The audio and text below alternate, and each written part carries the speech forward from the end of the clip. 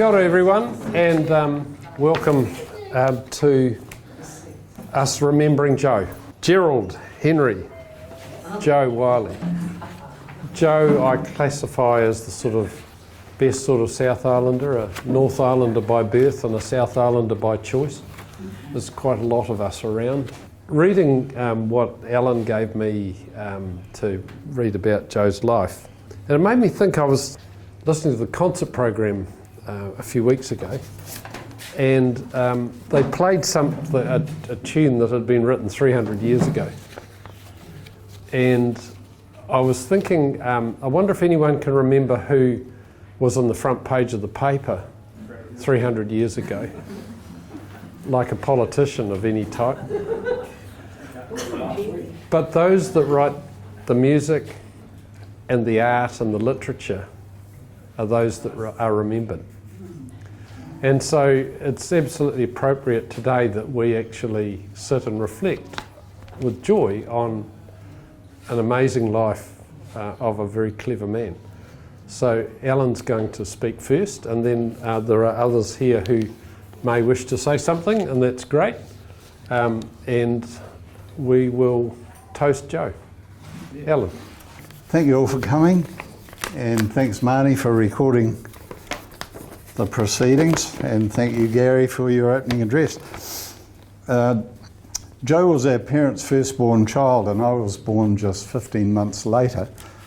Then there was quite a big gap of 4 years before our next brother Jim came along, and during those 4 years Joe and I formed a really close relationship which lasted until his death.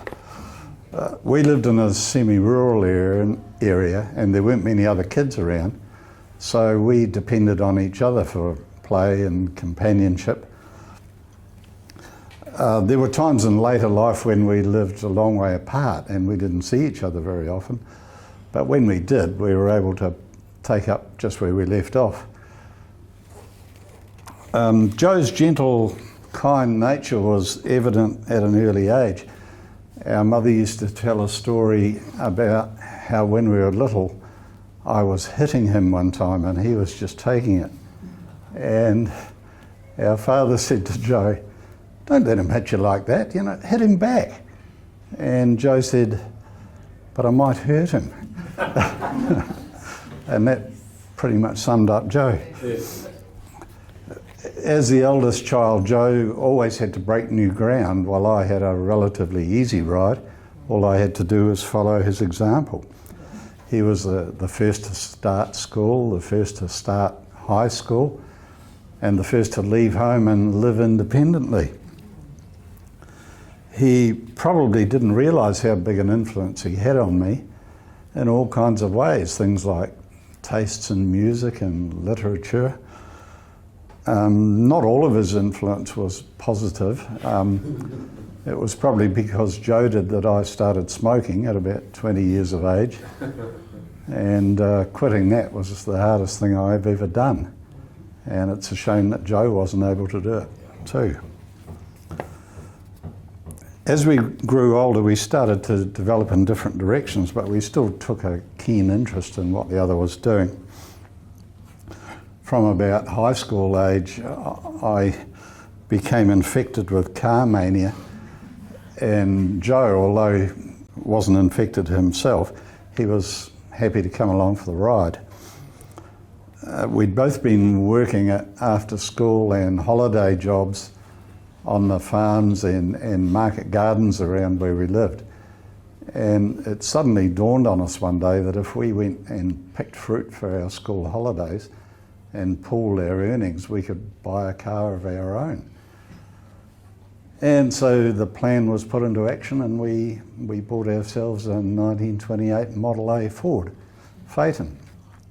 We both knew quite a lot about the theory of driving, as we had to watch from the back seat as our father had tried unsuccessfully to teach our mother to drive. A painful experience for all involved. In those days you could get a driver's license at 15, and I was too young at 14, but Joe was old enough. Unfortunately, he turned out not to have much aptitude for driving, so he couldn't pass his test. So we had to wait till I was 15 before we could go driving around. Once we did, there was no stopping us. And we soon made plans to go for a road trip in the next Christmas holidays, financed again by strawberry picking. We lived near Levin and Auckland was our goal. When we told our parents, we were taken aback a bit when Dad said, "Who said you can go anyway?" It hadn't occurred to us that we might need our parents' permission. But to their credit, they didn't try to stop us. They just insisted that we rang them up frequently and let them know we were all right. So at age 15 and 16, we embarked on one of our most memorable adventures together. We drove through Hawke's Bay, Gisborne, Wairoa, Mount Maunganui, doing what's now known as freedom camping. At the Mount, Joe saved my life when I got out of my depth while swimming in the surf. Neither of us were strong swimmers, but he happened to be wearing flippers, which gave him a bit of extra power, and he was able to tow me along until my feet could just touch the sand again. And I crawled up the beach and collapsed in the tide, so exhausted, but all too aware that our excellent adventure could have ended in tragedy right there. We never told our parents about that episode. On to Auckland, where we stayed a few days with a cousin and his family, sleeping on camp beds in his garage. We were country boys in the big smoke, soaking up the sights and sounds of places we'd only heard about. Joe had always loved animals, and he was particularly fascinated by tortoises. And in Auckland, he found the next best thing. The pet shops had little red-eared turtles for sale. So we bought a couple of those and took them home in a bucket in the backseat of the car. About a year later, our parents separated and Mum and us kids moved to Christchurch. Joe had enrolled to do an industrial design course at Wellington Polytech, and so he moved there, boarding with a cousin at first and later moving into a flat with friends. I visited him there a couple of times, getting a taste of the independent life he was living, or he was enjoying. After a year and a half, he became disillusioned with the Polytech course and dropped out, coming to join the rest of us in Christchurch and getting a job at the Waltham Railway Yards for the rest of that year before starting a fine arts degree at Ireland.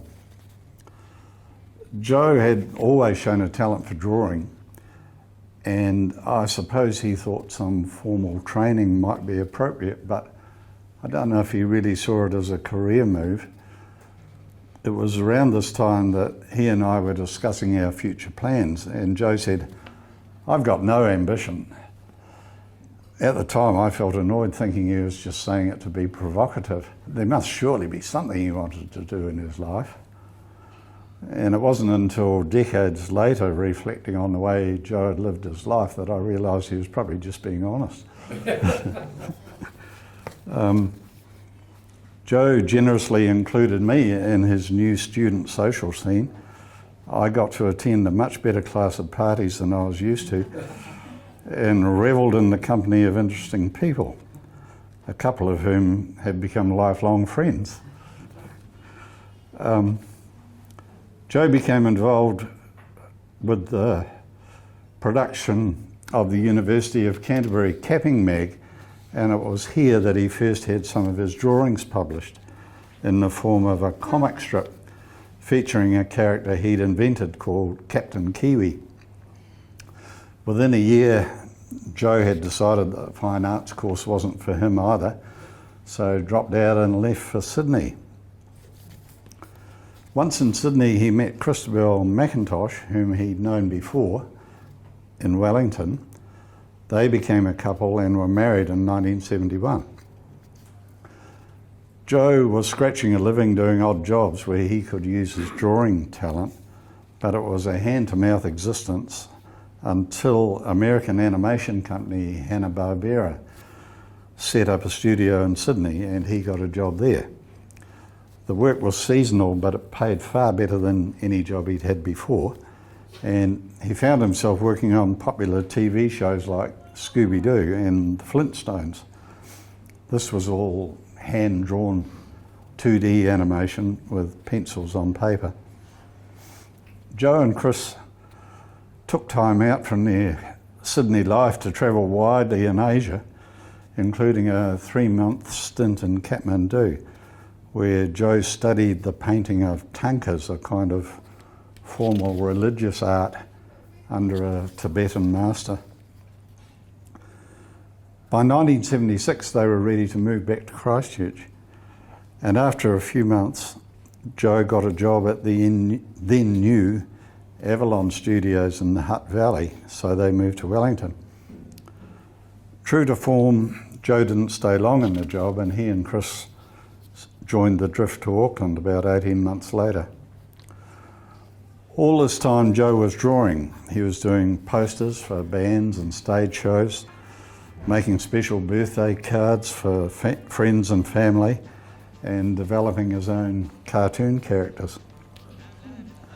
He was also commissioned to make an animated music video for the band Toy Love's Brides of Frankenstein song.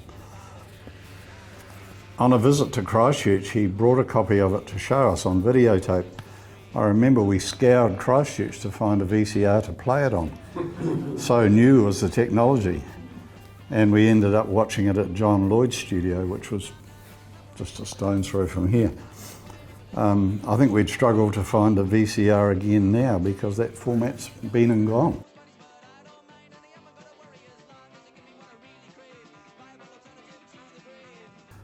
After a few years in Auckland, Joe's marriage to Christine came to an end and he formed a relationship with Sue Wilson, becoming stepfather to Sue's daughter Sasha.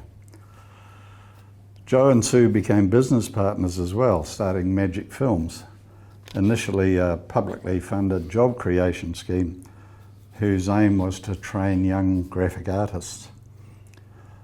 Joe provided the artistic talent while Sue took care of business and production.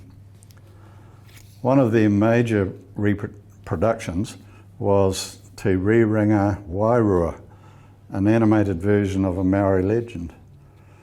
Once the public funding dried up, Magic Films stood on its own feet for a few years doing mostly animated TV ads.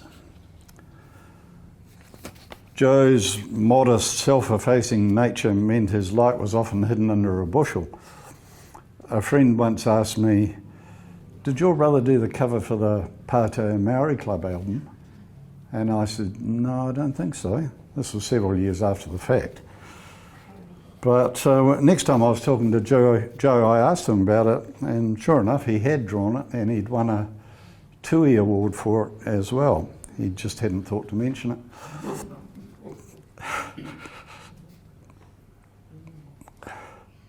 That particular artwork now occupies pride of place in the centrefold of Steve Brauneus' recent book of New Zealand album covers. Magic Films eventually ran its course and Joe's relationship with Sue ended about the same time.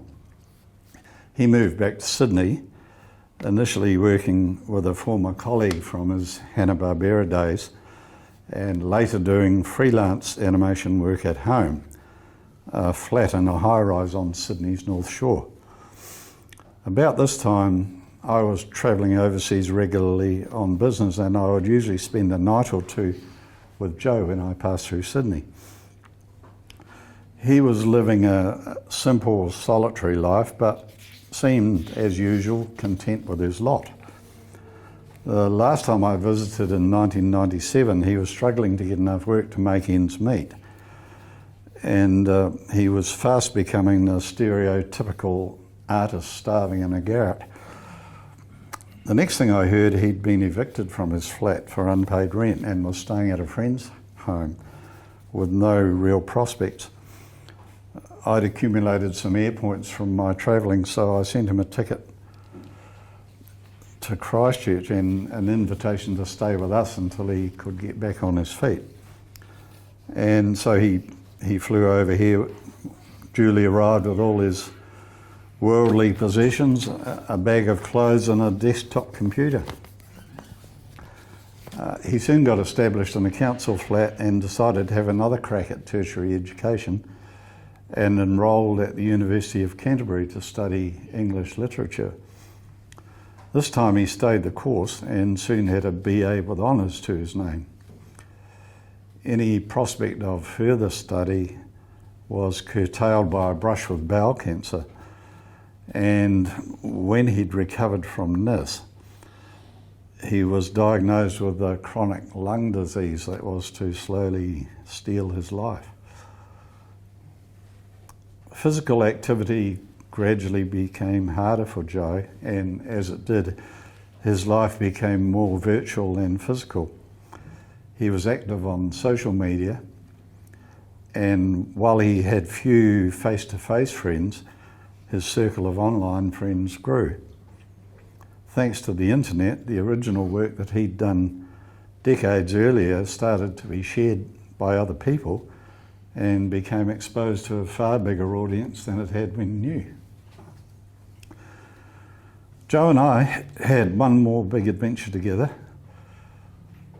About 10 years ago, our niece Alex was planning to marry in Auckland and asked if I would drive her to her wedding in my 1936 Ford Coupe. The car had to get to Auckland somehow, so it seemed like a perfect excuse for a road trip. Joe and I spent 2 weeks getting there, exploring places we'd never been and revisiting old haunts. One highlight was driving through Patea and happening quite by chance upon the Patea Maori Club, featuring a huge sign on its roof with Joe's artwork on there. We stopped to take photos, and while Joe didn't say very much, he was clearly pretty chuffed. Another highlight for Joe was our visit to Cape Reinga, because that place had significance for him, as it was the setting for Te Rauringa Wairua, which was the animated legend. By then, Joe could only walk short distances, and I thought the walk from the car park to the lighthouse at Cape Reinga would be beyond him, but he was determined to do it, and he did.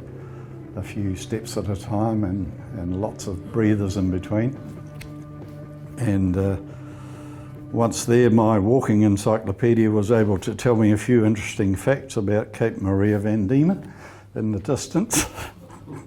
Back in Christchurch, Joe did the painting on the skateboard of the fire-breathing kokopu, which he gave to me as a thanks for the trip. To ease his mobility problems, Joe got an electric bike, which proved ideal for his needs. After the Christchurch earthquakes, he became active with his friend Gudrun in a protest movement about what was seen as a lack of action by the powers that be on the earthquake response. It might have been this that prompted Joe to start working at his craft again, this time using cleverly photoshopped images to produce funny and topical political satire. These he posted on his blog called Porcupine Farm. They ran from 2012 to 2016 and can still be seen on porcupinefarm.blogspot.com.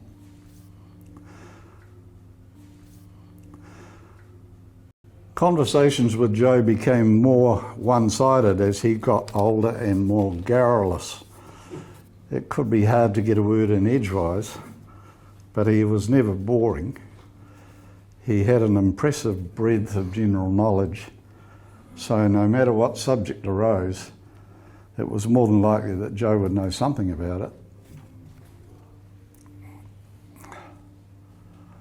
I often thought Joe wasn't really made for this world. In spite of his intelligence and artistic talent, he was ill-equipped with the sort of tools that most of us use to navigate through life. Life tended to happen to Joe rather than being lived by him in his own best interests. He left behind a body of work in a variety of media that's gaining increasing recognition decades after he did it. Just last week I read Nick Bollinger's book called Jumping Sundays and was surprised to see in that a few pages of Joe's Captain Kiwi comic and a paragraph about its creator. Although his humility wouldn't let him say so, I think Joe was proud of his work, and I feel proud of him too. Rest easy, beloved brother.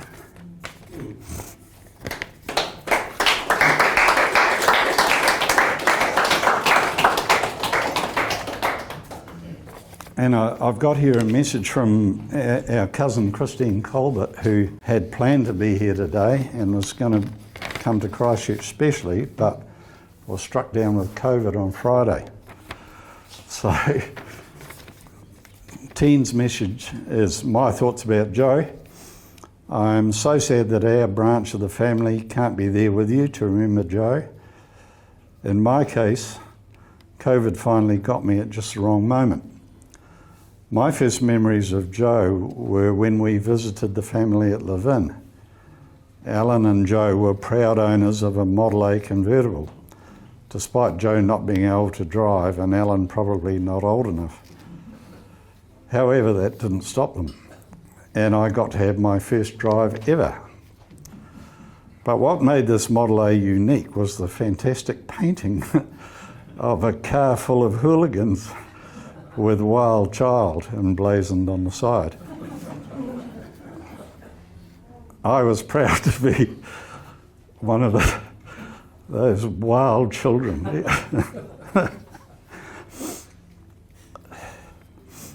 Even if it was just for a short holiday. Back then I didn't realise just how amazingly talented an artist Joe was. Later, his incredible work speaks for itself on his legacy of comic book art, animation, and of course that famous record cover. I was always proud of him. Back in the late 60s, early 70s, when I was starting university, he was just so cool to know. And he was clever. He thought about things, and his opinions had a huge influence on me. But the thing I value most about Joe was his quiet kindness, his humility, and the way he cared for friends and family. To me, this has been Joe as long as I've known him. I miss him and send so much love to Alan, Liz and Andy. Kia kaha. Love, Christine. Teen. Would anyone else like to speak, share memories? I've known Joe since I was 13. Like, my mum and him got together really when I was really young. And he gave me away at my wedding. I remember that my mum still got like the record of that record that he made the cover to. And yeah, he was the kindest person ever. Like, the wedding was really neat, and he helped me go down the aisle because my dad wasn't there. So yeah. But it's just a really kind person, and that's all I don't really remember much, but my kids know as well, so yeah, they've grown up with him too. I was just thinking about the comment I made at the start about politicians and artists, and you think about Dalvania's Prime. And I can remember at Parihaka Marae in 1984, Dalvanius and the Patea Māori Club came to speak to an employment hui. They sang, and they said, "This is for our brothers and sisters who have been laid off from the freezing works." And people won't remember who was on the front page of the Pātea paper now, but they remember Dalvanius Prime. Yeah. And they remember Dalvanius Prime, and he will have remembered Joe. Yeah. And its artists are attracted to each other, and they support each other, and they're often poor together.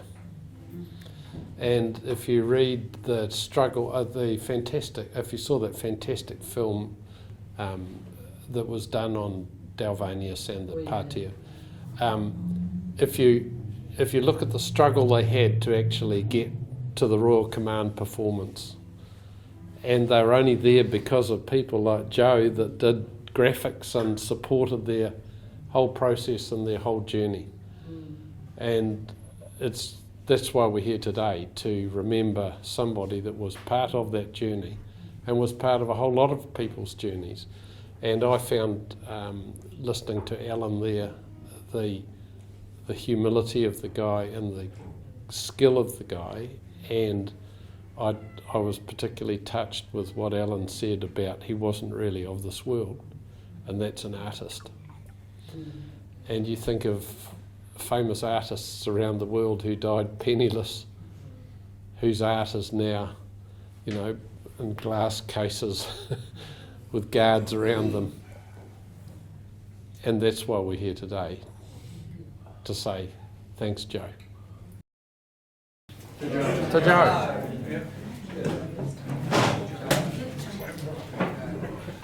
All right for you, Joe.